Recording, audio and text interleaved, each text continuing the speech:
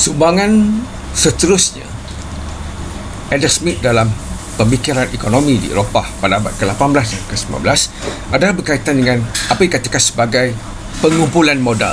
Ini perkara pertama yang dikatakan oleh Adam Smith adalah dalam proses pengumpulan modal harus dilakukan lebih dahulu daripada pembahagian kerja. Maksudnya, pengumpulan modal merupakan syarat utama terjadinya proses pembangunan ekonomi.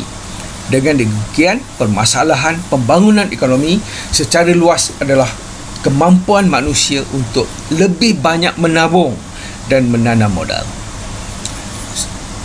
Seterusnya, beliau mengatakan bahawa pelaburan dilakukan kerana memiliki modal yang mengharapkan keuntungan, di mana keuntungan pula bergantung kepada iklim pelaburan pada hari ini dan keuntungan nyata. Jadi keuntungan cenderung menurun dengan wujudnya kemajuan ekonomi.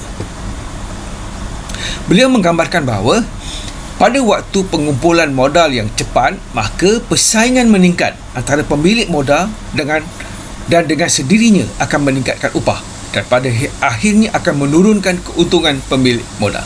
Jadi kedua-dua pihak akan mendapat keuntungan, iaitu buruh dan juga pengusaha yang terlibat dari segi menjadikan modal untuk melakukan sesuatu perusahaan ataupun kegiatan ekonomi. Itu yang dimaksudkan dengan pengumpulan modal yang dikemukakan oleh Adam Smith.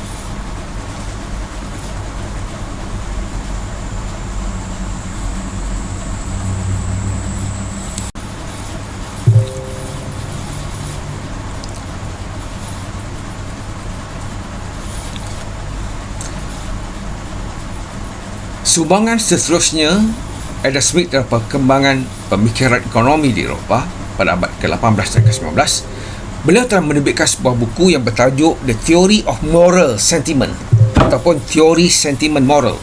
Dalam buku ini beliau menyatakan tentang kesedaran terhasil daripada perhubungan sosial, iaitu teori simpati yang menerangkan tentang bagaimana pemerhatian terhadap orang lain yang menyebabkan seseorang menyedari tentang diri dan kelakuan mereka sendiri. Itu antara perkara penting yang dinyatakan dalam buku yang bertajuk The Theory of Moral Sentiment oleh Adam Smith.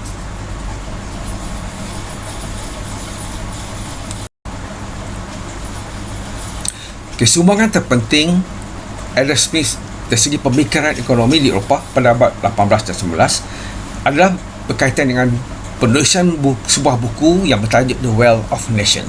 Dalam buku ini beliau telah mengemukakan dimensi baru dalam disiplin ekonomi moden. Buku ini juga mempengaruhi ahli-ahli politik pada zamannya dan menjadi asas kepada perkembangan intelektual pada zaman kegemilangan, khususnya pada abad ke-19. Jadi pentingkan dari karya utamanya, iaitu The Wealth of Nation, ia merupakan satu pandangan Adam Smith mengenai sifat manusia dan tangan yang tidak kelihatan. Maksudnya berlakunya campur tangan dalam menentukan hal tuju sesuatu ekonomi ataupun menentukan apa dikatakan sebagai faktor-faktor ekonomi. Persaingan sebagai panduan kepada sistem ekonomi berdasarkan kepada kepentingan individu.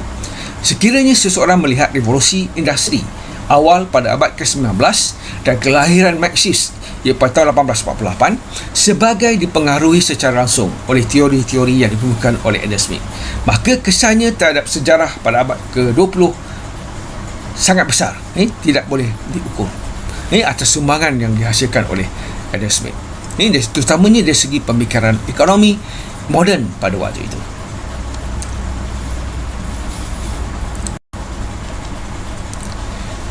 Selain daripada itu, Adam Smith juga ada memberikan idea tentang apa dikatakan sebagai meritokrasi.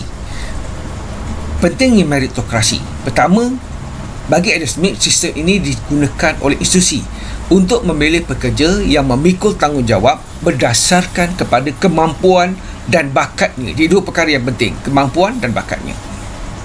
Menurut beliau, meritokrasi mendorong masyarakat agar selalu memperbaiki dirinya sendiri dan mewujudkan pengkhususan serta kecekapan dalam ekonomi.